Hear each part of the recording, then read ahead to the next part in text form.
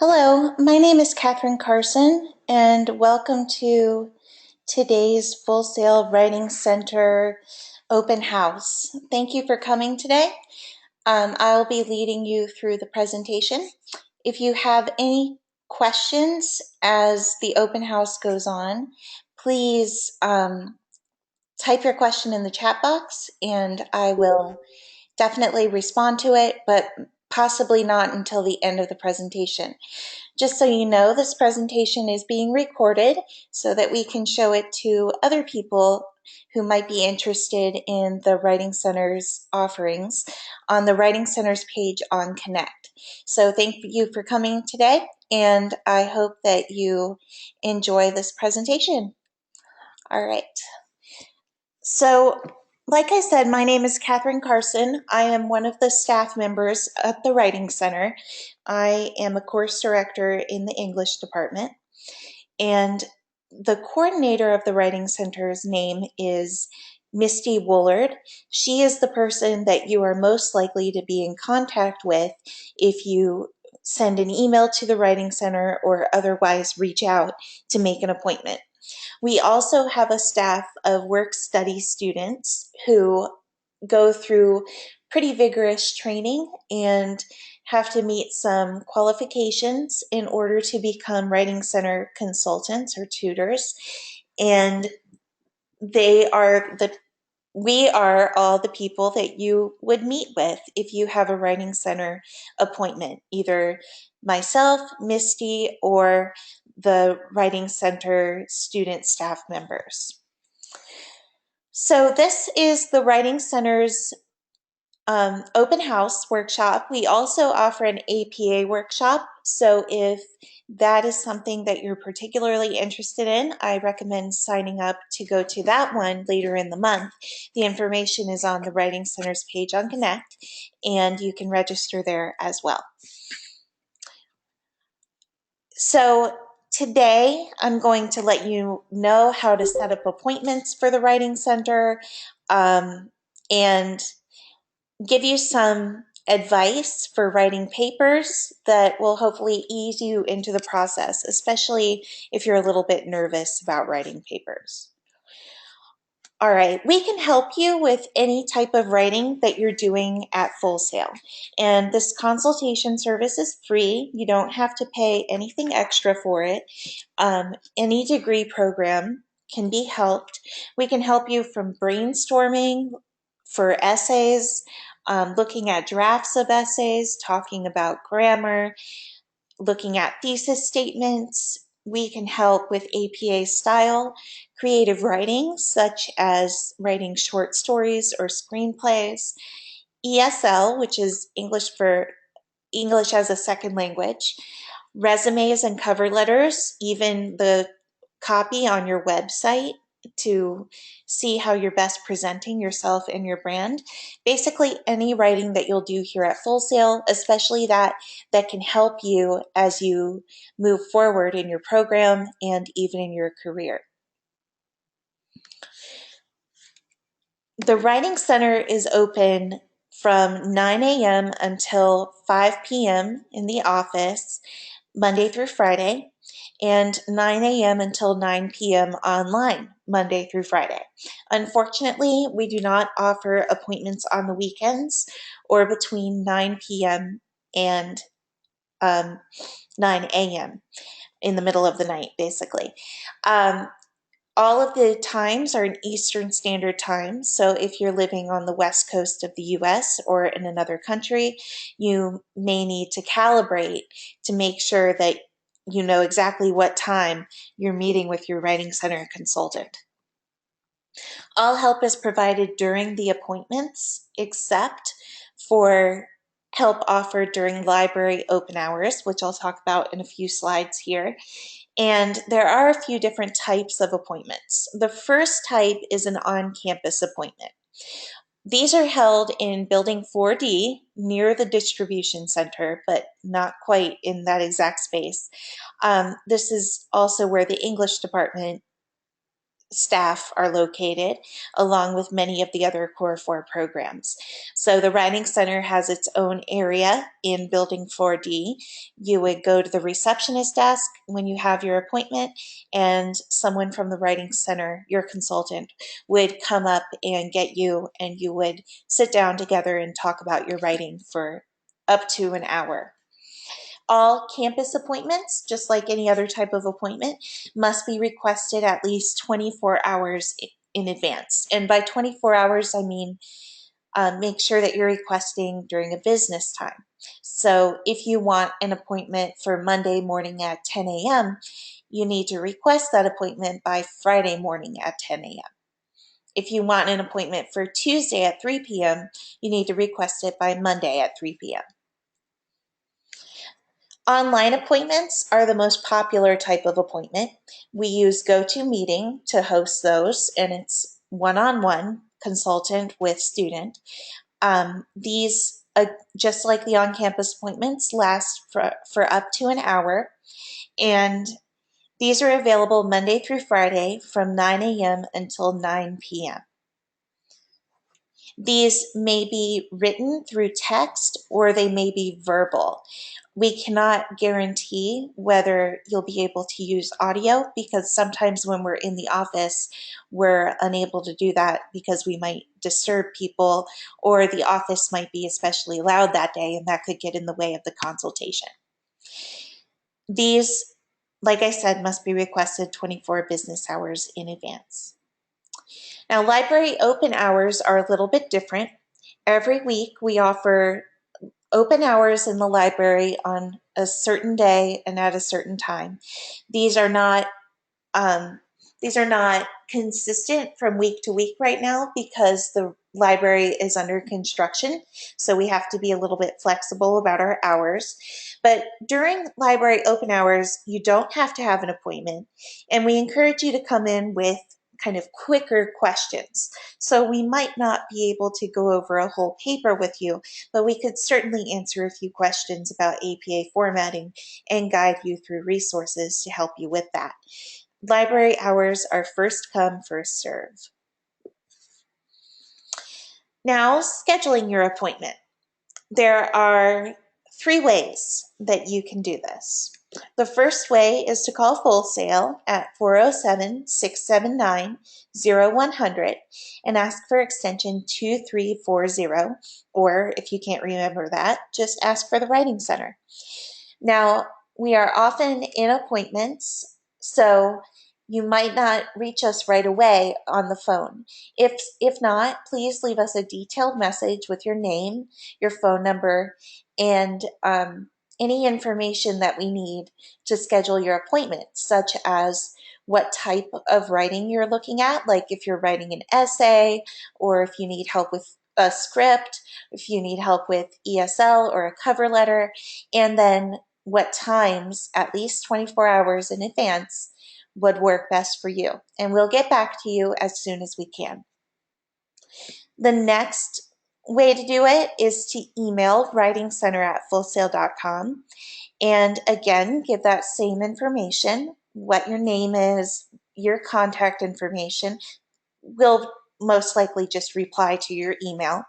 And what your availability is and what type of appointment you need help with, or what type of writing you need help with. Last, there is the appointment request form on Connect, and I'm going to show that to you right now. So this is the Writing Center's page on Connect. The appointment request form is right down here. I wonder if it's okay. And you just begin the form, make sure you read everything, must be requested 24 hours in advance, acknowledge that you have read the scheduling policies, give your name, your Full Sail email address, again, appointment type, is it on campus or online, what you need help with. There is a whole list of options here. And then when it asks for your preferred appointment days and times, it's not asking you to schedule more than one appointment. You're just scheduling one appointment by submitting this form once. but you have some options in case your first choice is unavailable. You may schedule, and I recommend doing this through the Writing Center's email address if you want to schedule more than one appointment at a time. You are allowed up to 2 appointments per week, each appointment being at most an hour long. We recommend that if you do want to schedule 2 appointments in 1 week, that you give yourself some time, at least a day, between appointments so that you can revisit your work and make sure that you're ready to work on a revision with the Writing Center consultant. Now, it's perfectly fine to look at 2 different pieces of work during 2 separate appointments too. And sometimes during one appointment, we can help you with multiple assignments. It really just depends on the circumstances. But we can't guarantee that we'll be able to help you with multiple assignments during 1 hour. It just depends on how the time is being used and what kinds of issues we're addressing in the work. All right. We also have other, I'll go back to the Writing Center's page here on Connect. We have other information available to you, such as our blog, which covers all sorts of topics like grammar, including semicolon usage, apostrophes, and so forth. We do a focus on APA formatting, all sorts of things that can help you as a student at Full Sail. And all of these blog posts are written by the Full Sail Writing Center's staff. We also have files available for download in various topics, as well as online resources. These are links to the Writing Center Facebook group, the Purdue OWL, which is, I'll show you right now, that's an APA and MLA, but I'm just showing you the APA page here. It's an APA formatting guide that gives you a really comprehensive amount of information. I'm just copying this so that those who are available can have a link in the chat box. And then also, another one we really like is projectapa.info. This website was created by Full Sail English Department faculty to help Full Sail students. Now, it's open to anyone on the World Wide Web, but it was made with Full Sail students' needs in mind. So if you need help with a reference page, for example, audio-visual media, right here we've got an example for how to cite a motion picture film. This is not quite as comprehensive as the Purdue OWL, which stands for Online Writing Lab, but it's very straightforward and easy to use. So those are just some examples of outside links that the Writing Center's Connect page offers. There are also some videos, and if you're unable to attend, say the APA workshop live, you can watch it here on the Writing Center's Connect page. All right. So, moving on to Writing Better Right Now. So that's all the information I have for you today regarding how to set up an appointment, what our hours are, and what you can expect during an appointment. Now, there is one more point to give you, and that's that we will not proofread your paper for you.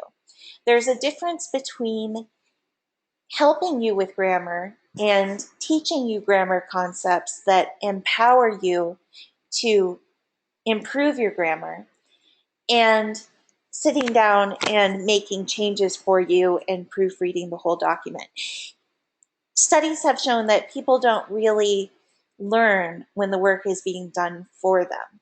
So what we do is we work with the student in order to empower them and help them learn the concepts. So if you come to us and you say, wow, I think I have many comma errors in my paper, we'll certainly address those with you and help you with them.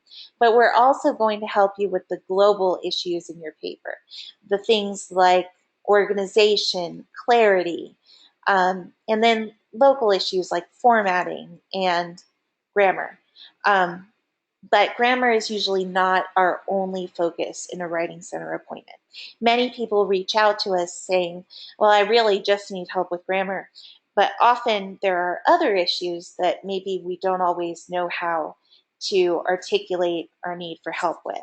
That was a really long sentence, but basically, if you need help with grammar, we'll help you, but we want to teach you instead of doing it for you. So next up, I have some proofreading and writing tips for you, along with some paper writing tips. First of all, proofreading tips. When you proofread, you're reading over your work. Usually you've got a couple of drafts under your belt, and you're trying to catch mistakes with grammar, punctuation, spelling, basically any place that the writing could be stronger. Many students tell us that they have trouble catching their own mistakes, which is one reason they're getting somebody else's eyes on their work through the Writing Center. But here are some strategies to help you catch your own mistakes. The first strategy is kind of counterintuitive. It's to take a break. Sometimes we need a little time away from the computer screen. We need to refresh, so to speak. You might want to go and give yourself a timed break. Don't let it go on for days, but say, I'm going to take 1 hour to cook dinner, eat dinner, and clean up. And then I'm going to come back to my work. Or I'm going to take a 20-minute walk and then come on back.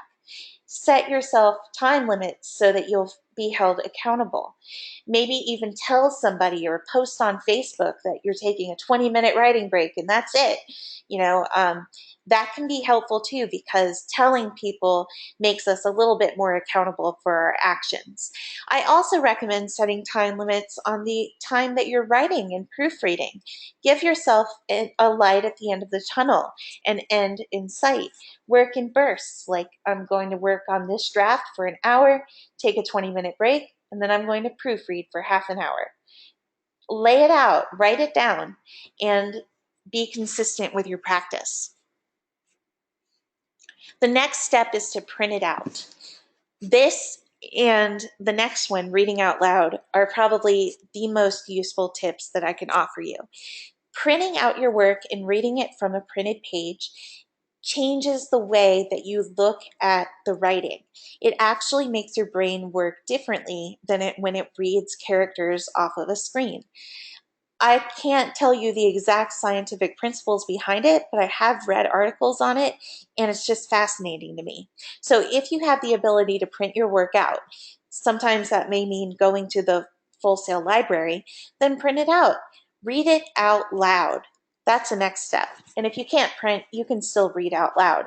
If you're embarrassed to do it in public, go home, close the door, and read it out loud in your room. This can be especially helpful for creative writing. When you're writing dialogue between characters, you can kind of act it out. But even for essays, reading out loud helps you catch things that you don't necessarily see on the page. The problem is that we know what we meant to write.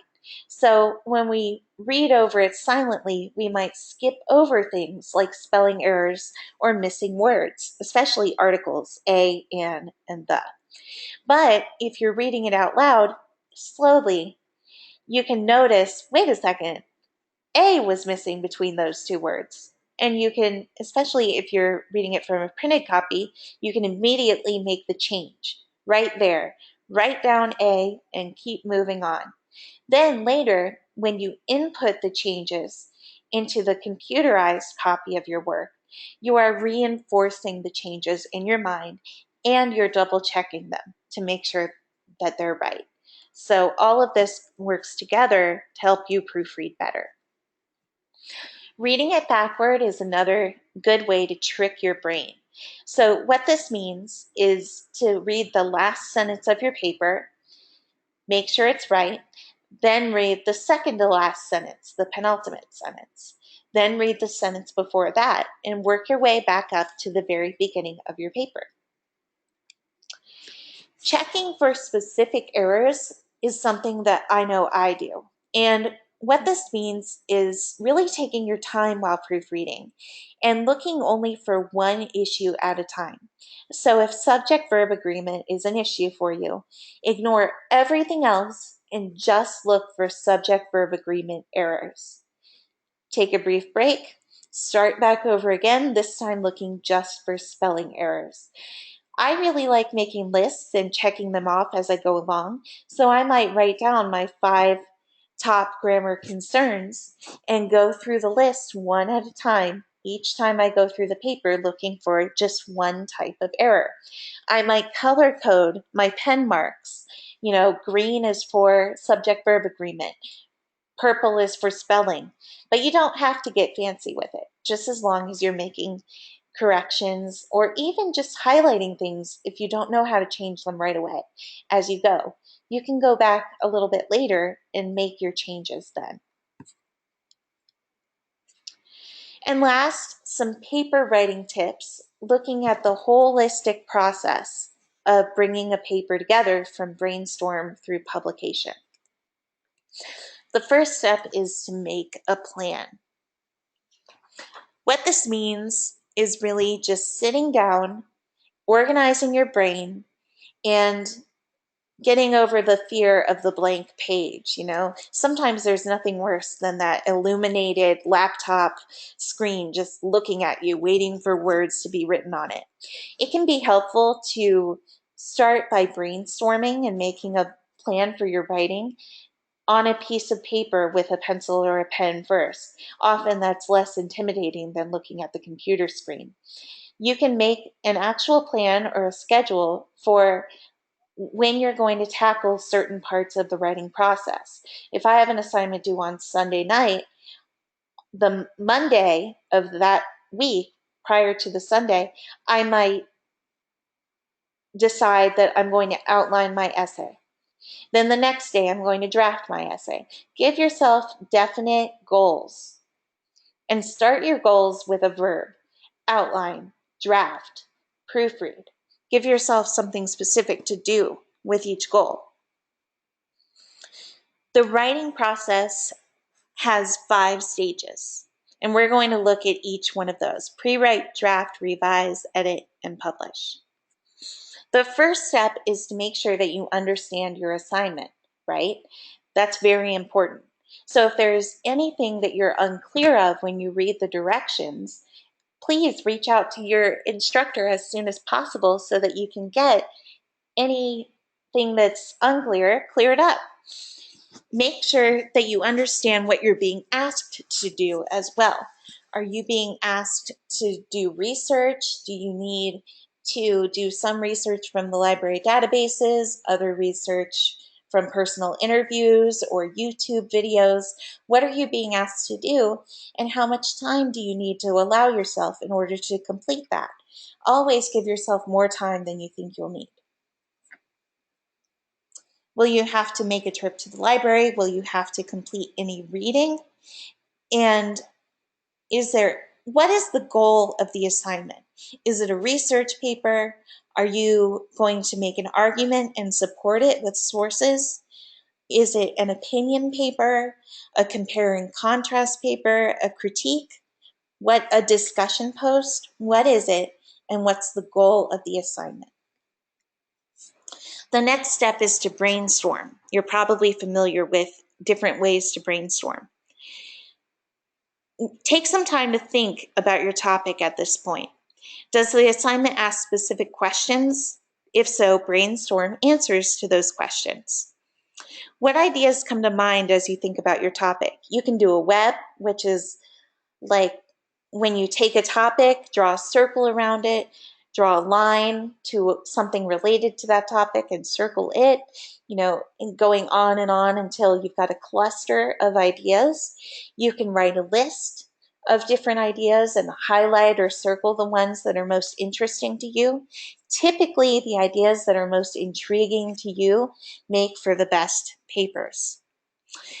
Once you've finished brainstorming, oh, and there are great tools online, such as mind maps, that can help you organize your thoughts. Trello can even be used to help you organize your writing process and brainstorm. So be creative with the tools at your disposal.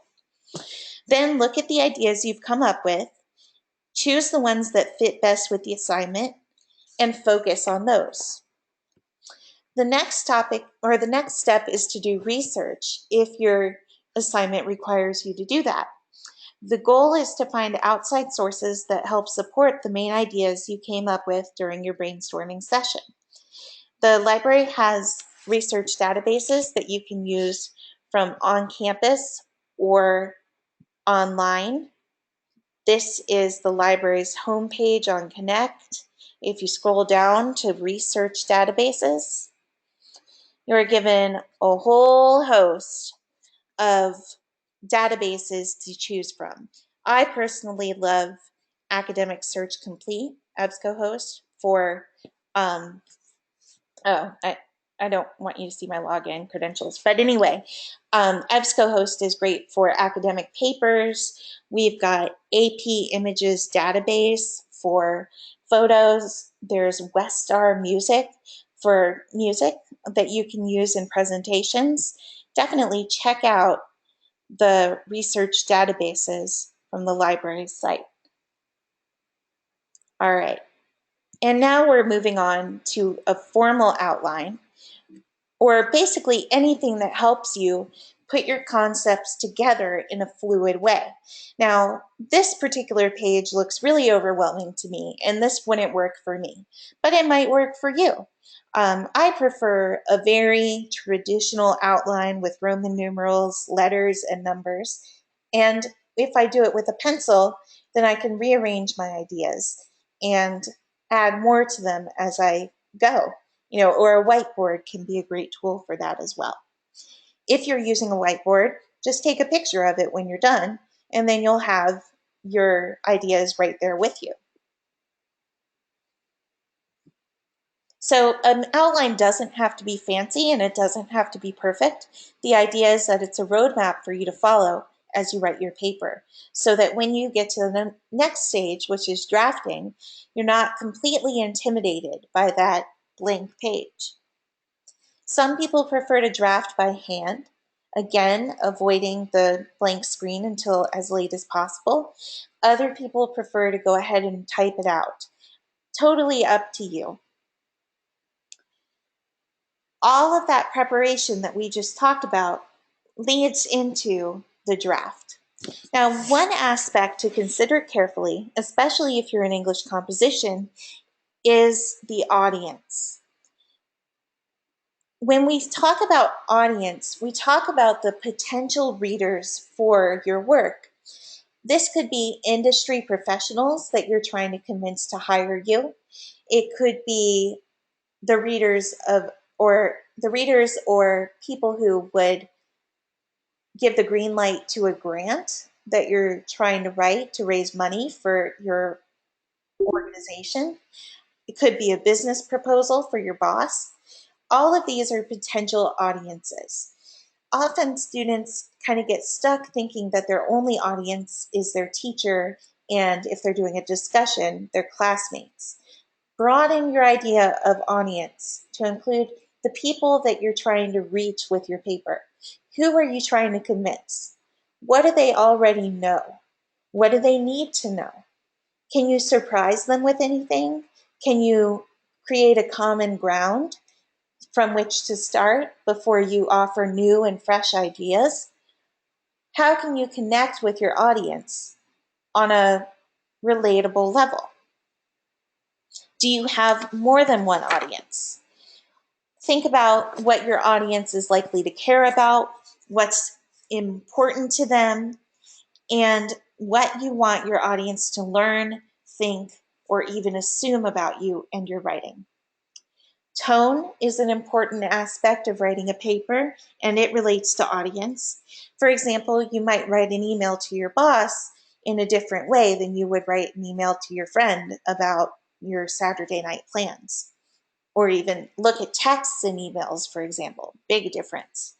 When you're writing for class, remember to use academic and business appropriate language, which is more formal than what you might use in conversation.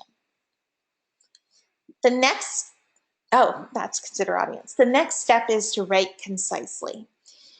We don't want our readers to have to sift through a lot of fluff in order to get to the central focus of your argument or your essay. Get right to the point. So eliminate adverbs and other extra words such as really, great, or very.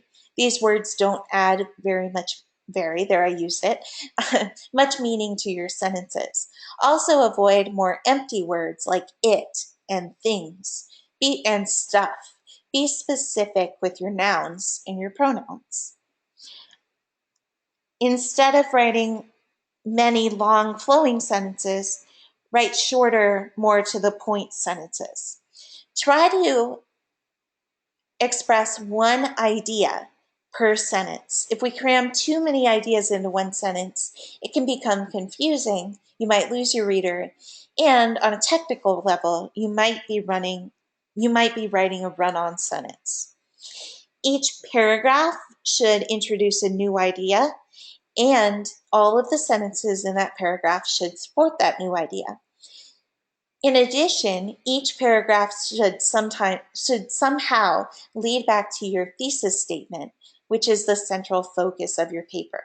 The thesis statement expresses exactly what you are asserting, what you are arguing in your paper. Usually the thesis appears in the first paragraph and again at the end, but each paragraph should somehow relate clearly back to the thesis. The next step is to revise. Now, revising is different from proofreading, which we talked about earlier, and editing, which is pretty much the same thing as proofreading. When you revise, you look at the global issues in your work and see if anything needs to be changed or otherwise improved. Many students skip this step because, well, sometimes we procrastinate and don't give ourselves time for this step, but other times we just don't really know how to do it effectively. When you revise, you're looking at large aspects of the paper. For example, is the overall argument or my thesis statement valid? Is there a logical flow of ideas? Is there a solid structure? Should I rearrange some of the order of information to make it flow better, or even to highlight that something is more important than another thing or idea? Are transitions being used effectively to go from one idea to the next? Does anything seem out of place? And do I need any more research? And do any ideas need to be expanded upon?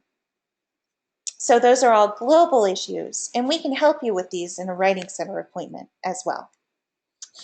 Then comes editing, and that's when you look at grammar, spelling, formatting, word choice, sentence structure, and punctuation.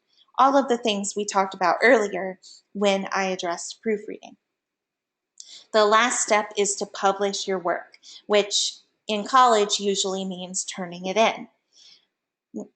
Once you've completed all of your proofreading steps and you've looked over your paper, a million times, you're usually ready to turn it in. And usually that deadline is the point at which we need to finish the paper. Sometimes, though, you're offered a chance for revision for a future assignment, but you always want to turn in your very best work at the time that it's due so that you can improve and grow from there. And then the last thing I'm going to touch on, which I mentioned briefly before, is APA style formatting. APA stands for the American Psychological Association, and it is the official formatting and citation style for Full Sail. Every class has at least one assignment that requires research from the library databases. So if you haven't run into APA yet, you probably will soon. There are many rules, I'm not going to lie to you, but you don't have to memorize all the rules. Once you start writing APA style citations and using APA format, you will get used to the conventions, and then you just need to find good resources like the two I showed you earlier. The one on this page on the laptop here is the Purdue OWL, and projectapa.info. And I've provided both those links to the people who are available here today. And the links are available on the Writing Center's page on Connect. As long as you have a good resource and you give yourself plenty of time, you can put these citations together yourself and give yourself time in case you do have a question for the Writing Center staff or your teacher. All right, so that has been our Writing Center open house. I appreciate those of you who came today and those of you who are watching from home. I am going to stop the recording and open up the room for questions. If you don't have any questions, you are free to go, and I appreciate your time today. Thank you.